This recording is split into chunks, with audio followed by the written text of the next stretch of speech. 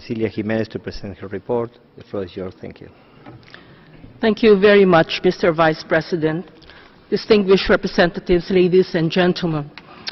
The magnitude of the phenomenon of internal displacement and the plight of IDPs globally continues to reach alarming levels. As of the end of 2018, 41.4 million people remain uprooted within their own countries just by conflict and violence, and 28 million new internal displacements were recorded last year. 10.8 million due to conflict and 17.2 million due to disasters. Many remain displaced for years or even decades, and the trends are unlikely to reverse anytime soon given numerous ongoing conflicts and the continuing adverse effects of climate change. Human rights violations frequently precede or even trigger internal displacement and occur during or after displacement, and are both a cause and a consequence of internal displacement. My annual report this year emphasizes the critical role which national human rights institutions, NHRIs, can play in promoting and protecting the human rights of IDPs and other displacement-affected communities. I have worked to strengthen my mandate's engagement with NHRIs regarding the protection of IDPs over the past few years, and made the decision to dedicate my report to this topic following an intensive process of consultation with national and regional NHRIs in the regions and here in Geneva. In recent years, a growing number of NHRIs around the world have increased their attention to internal displacement. They have played an important role in raising awareness on internal displacement, monitoring the human rights in displacement situations and returns, investigating individual complaints of IDPs, advocating for and advising the government on the drafting of national laws and policies to address internal displacement to make sure they are in line with human rights norms, and monitoring and reporting on the implementation of such instruments, and this in all phases of displacement. IDPs, indeed, ladies and gentlemen, often experience numerous grave human rights and protection challenges before, during, and after the flight. Human rights concerns continue even during IDP's search for durable solutions in their place of origin or refuge, including in relation to their freedom of movement, safety, security, right to food, water, livelihoods, right to housing, land, property. Last but not the least, they may also experience discrimination on account of their displacement. Human rights issues indeed have an impact on all communities affected by displacement, including those hosting IDPs who may see their services overstretched due to an inflow of displaced populations in an area. NHRIs, therefore, have a critical role in promoting and protecting the human rights of IDPs and other displacement-affected communities, raising the alarm for possible displacement again, monitoring the rights of IDPs throughout their displacement, and facilitating through advocacy and coordination in the implementation of state responsibility through its various organs. It is, however, also very important to acknowledge the limitations and constraints on the work of internal displacement undertaken by NHRIs. For example, funding and resources, capacity, security, lack of political will of national authorities. Moreover, where conflict or disaster results in internal displacement, NHRIs often face significant and complex new caseloads of human rights issues in addition to their core human rights work, which should not decline in terms of attention and resources.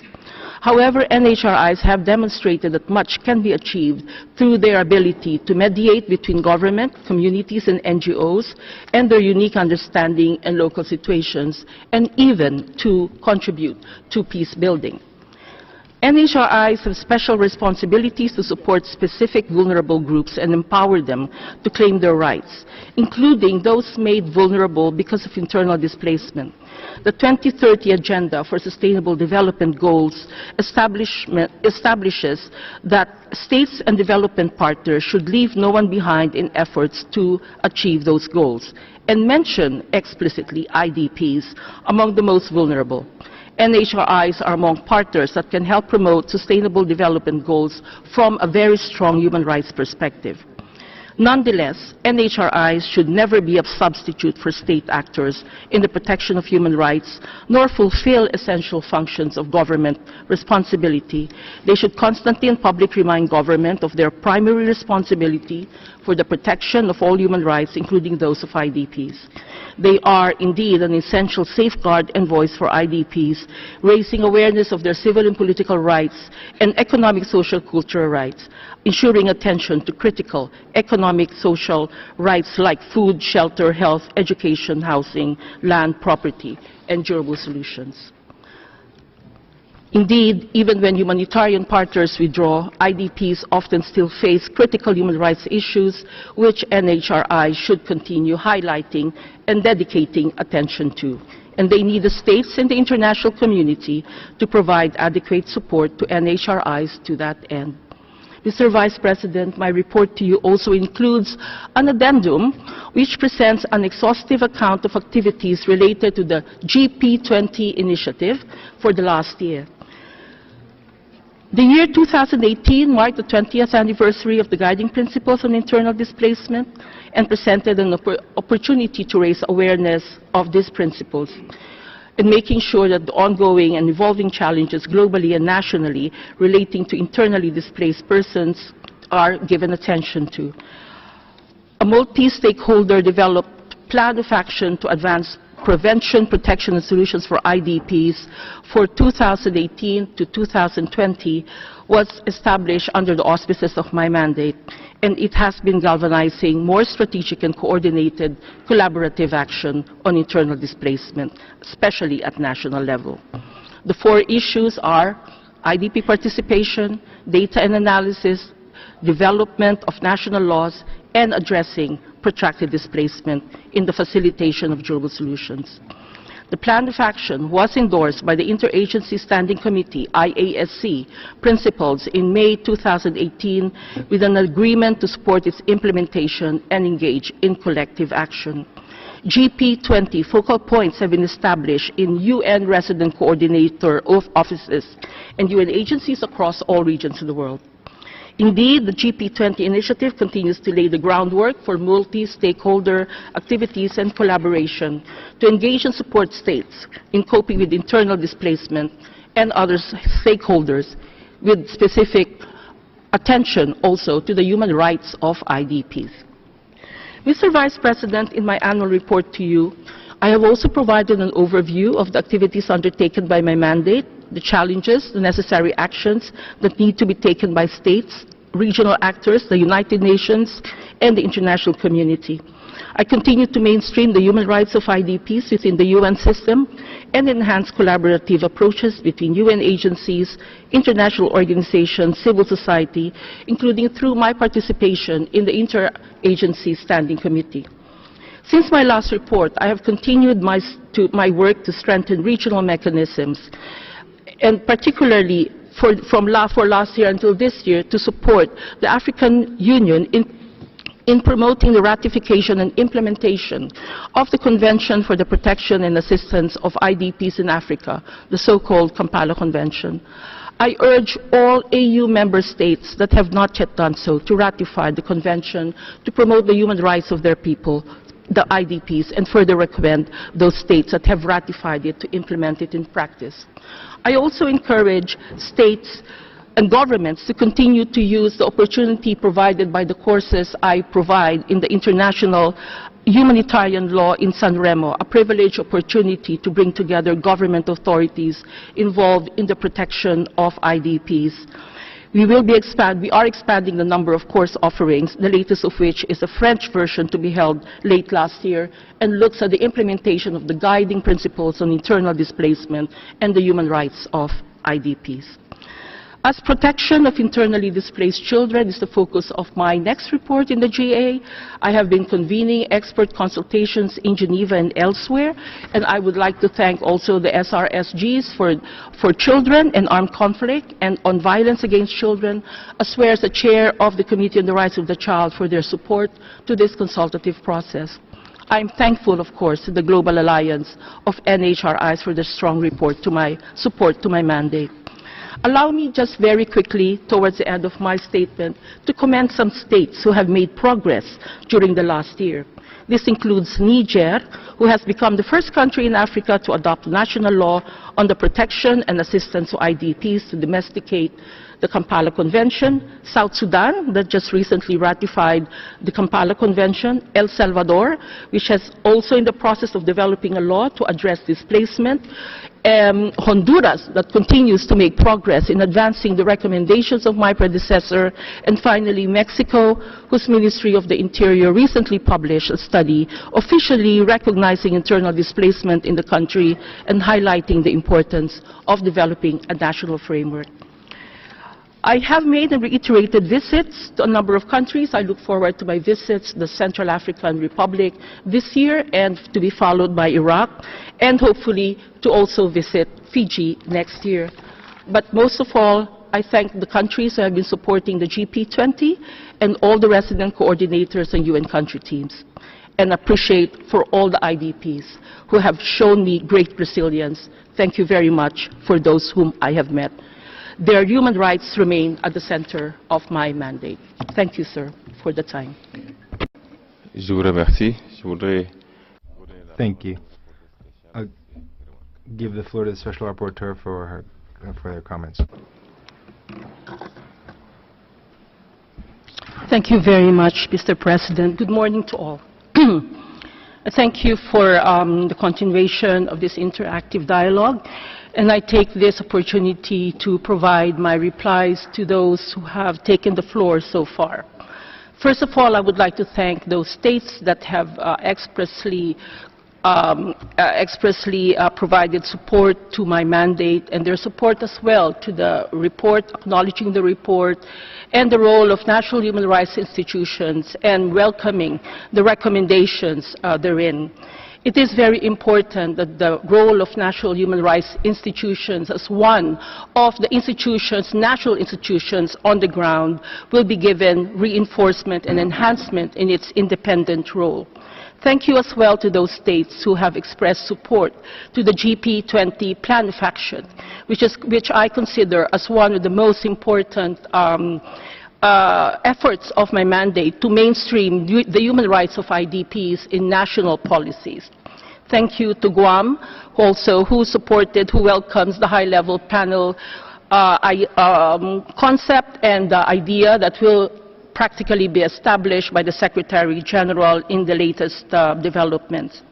I would like to take up certain issues that have also been brought up by many states, and of course the important role, the primary role of the state, including those who took the floor this morning. It is really my responsibility to actually reinforce this, because in the end of the day, in accordance with international law, the states really have the primary role and the responsibility to protect the internally displaced persons in their countries. Most of them are their own citizens. And for this, it is our role as at the international level to provide as much support and technical assistance as possible to enable this very important responsibility. So thank you to those states, actually, who have provided me in this forum, us, all of us, developments in their own countries on how they are proceeding with progress on internally displaced persons, human rights implementation, and it is my hope that we continue along this path rather than a digression of the situation. With regard to the culture of preparedness, prevention, early warning, and all of the comments concerning climate change, and I take this opportunity that although those have been mainly addressed to my colleague who is unfortunately not with us today because of his report on poverty and climate change, I also take this opportunity to inform states and stakeholders in this room that I have an upcoming report on climate change and displacement, and I look forward to actually having as much input as possible from the states concerned concerning this. There was a specific question on the role of faith-based organizations last Friday, and in my mandate, and particularly in the development of the process to establish the GP20 plan of action to prevent, protect, and solve internal displacement crisis. Indeed, we must also acknowledge the very important role of faith-based organizations. And I will just provide you two very important developments that are actually in connection with the GP20 plan of action. Aside from the involvement of faith-based organizations in the plan of action multi-stakeholder approach, last September 2018, we have an open letter from 57 leaders of faith and religious organizations, groups and communities that emanated from different churches and pastoral groups from the United Kingdom, encouraging encouraging basically national governments and their leaders to ensure that internally displaced people get the help that they need. Last April this year, the Jesuit Refugee Service and their own networks have also joined the GP20 plan of action with their own campaign to raise internally displaced persons on their work with regard to their services on the ground. But these are just a few examples, and I have to say that I have been to many countries and encouraged many of the faith-based organizations to continue the work that they have done. I would like to make special mention of Libya, because Libya was a country that I have been able to visit. Thank you very much to Libya for the cooperation that you had extended to me in 2018. And I would like to encourage Libya to try to continue the work that they are doing to improve the life of the IDPs and to prevent internal displacement. It is, as we all know, very important to do so. And again, I would like to reiterate the mandate's assistance and continuing willingness to provide any assistance that we can provide to the country. UNDP, other countries, Togo, Burkina Faso, etc., also mentioned their support for the NHRIs, Afghanistan as well this morning. And I think what is also important with regard to this is to ensure that NHRIs continue the work to include internally displaced persons on their emerging work on the 2030 Sustainable Development Goals and human rights, because it is only in this way that NHRIs can continue to work on protracted displacements. And having mentioned that, I would like to emphasize that the integrated approach to solve protracted displacement especially, where the average years of displacement is 20 years in many parts of the world, there has to be an integrated approach of not just humanitarian and development, but as well as human rights and peace building. The role of the Sustainable Development Goals 2030, with IDPs identified as one of the most vulnerable, is a very important process to fulfill. But this will involve development actors, and development actors will need to be really implementing that no one is left behind and to include internally displaced persons. As one of my predecessors in this mandate has said last week during a side event, displacement is a process of loss. And it is very interesting when he said that, because it brings to our mind that being an internally displaced person means losing much of what you have done for your life and could be a slide down to poverty.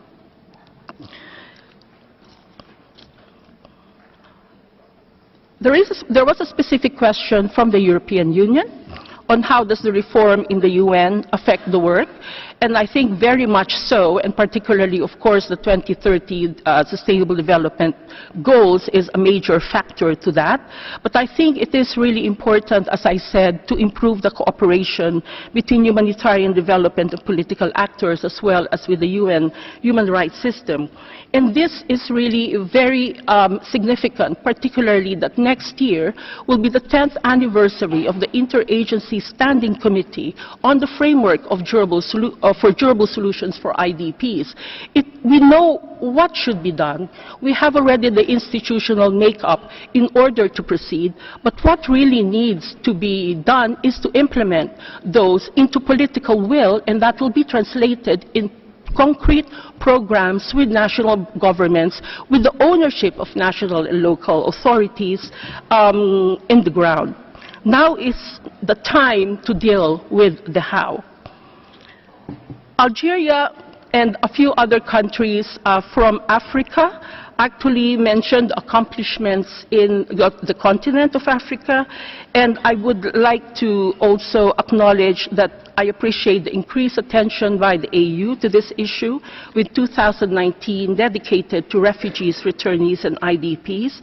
I would like to acknowledge the legislative and policy developments, but in the end of the day, implementation remains crucial. Thank you very much.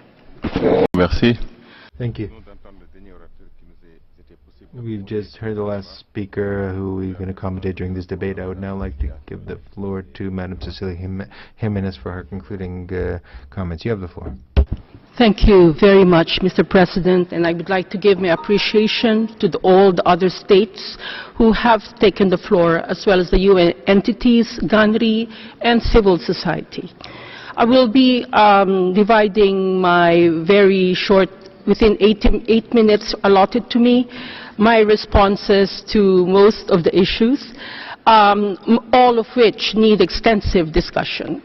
First of all, I'd like to take up the important development again of the high-level panel. Obviously, my mandate gives support to this, and it is important, definitely, that the results and outcomes of the GP20 plan of action, which is really focused on national-level implementation in cooperation by states and other national and local stakeholders, feed into the process of the high-level panel. And this will actually contribute to making the high-level panel relevant to the times, because it will basically provide the high-level panel not only with what's going on at the local level, but as well as the good stories and progress that is being undertaken and lessons learned. Secondly, the Guiding Principles 20 plan of action remains a core and principal part of my mandate, because its aim is really not just to raise awareness of international law embodied in the Guiding Principles in internal displacement, but as well as to find solutions to prevent, protect, and resolve internal displacement in accordance with international law. The steering group meeting that is headed by Austria, Honduras, and Uganda, to which I give my utmost and sincere appreciation for the work they do, will, even at the end, I think, have a very relevant role in the follow-up. And the vision is that this even though the GP20 will formally be disbanded by 2020, we do hope that there will be an appropriate follow-up to be done, so that the outcomes achieved by states and national and local stakeholders in countries will not be lost to the international community. It is also important to say at this point that one of the important elements of the GP20 plan of action is collaboration. Not one UN agency, not one civil society, and certainly a state by itself can actually have. Even though the state has primary responsibility for IDPs, it can actually profit from international assistance and cooperation. Let me just go briefly also as a reminder and in explication of some of the issues raised, the 4 important issues of the GP20 plan of action. The first is, of course, IDP participation in all decisions affecting them. 4 times this was mentioned today by states. It is important that IDP participation not merely includes participation in decision-making, not just to be consulted at the humanitarian and development, but indeed, as you rightly pointed out, political participation as a right of citizens. And this is something that part of the IDP participation work stream is definitely working on. So I encourage those states with good practices to actually share those gains and as well as the challenges concerning the right to political participation of IDPs in your countries. Also, IDP children have to be part and parcel of this IDP participation. Majority of IDPs so far, as far as we have data, is that IDPs are children, and they must exercise their right to be heard as per the Convention on the Rights of the Child. Women was also very much mentioned, and my mandate strives to, of course, undertake and implement a gender perspective, and women must be part of the solution rather than the problem.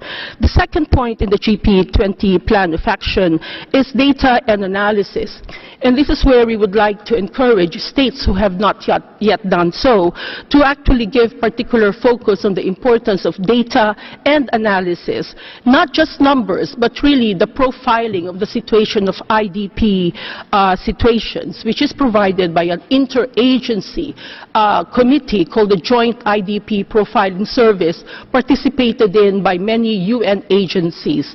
And the mandate is also very much involved in the development of the outcomes and progress of the expert group on refugee and IDP statistics, which is part of the UN Commission on Populations. And this EGRIS is right now in the process of involving many statistical offices in the world so that there will be appropriate data and analysis in their respective jurisdiction. Thirdly, I'm very happy that the third volley is, of course, law and policy, and I am very much encouraged by the fact that many of the states are not only have adopted IDP law and policy, which I encourage should be implemented as much as possible, but also many who are in the process of doing so. It is also at this point that I would like to remind states that part of good governance on IDPs is, as per one of the reports of my predecessor, Professor Bayani, having focal points in state apparatuses so that it can facilitate and coordinate an all-of-government approach. Also at this point, judicial authorities have a role to play in exercising, upholding the rights of IDPs. Last but not the least is protracted displacement. And the UN reform system, particularly of the resident coordinator system, is very relevant here. And as per, again, another of my predecessor, Professor Walter Kalin, has been advocating and to which I subscribe, it is important that the resident coordinator system, particularly their offices, adopt a very clear durable solutions and development focus with durable solutions as a priority at the RC level for IDPs.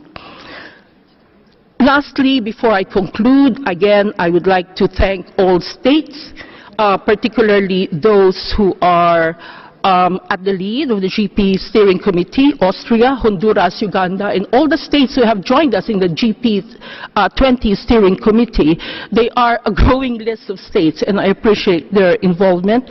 Thank you as well as for all states supporting the mandate, including its renewal and cooperation of many states for me to visit their countries officially and as well as in working groups. Thank you, Iraq. I do look forward to visiting your country soon and on working visits, Georgia and Ukraine. It is it's going to be remiss of me not to express my appreciation to the UN entities, offices, UN country teams, RCs, who have been constantly involved in my mandate by giving me suggestions, proposals, and also organizing my activities. Particularly, I would like to thank, of course, the Office of the High Commissioner for Human Rights, the UN High Commissioner, Office of the High Commissioner for Refugees, OCHA, and IOM for their continuous support, and of course all other entities like UNDP. NGOs and civil society remain part of the backbone of the information that I receive and the cooperation that I have with different countries. And last but not the least, NHRIs, the topic of my report. I believe and continue to believe in your role, and I will continue to support your work in this particular domain. Thank you very much, Mr. President, and thank you very much for your involvement in this interactive dialogue.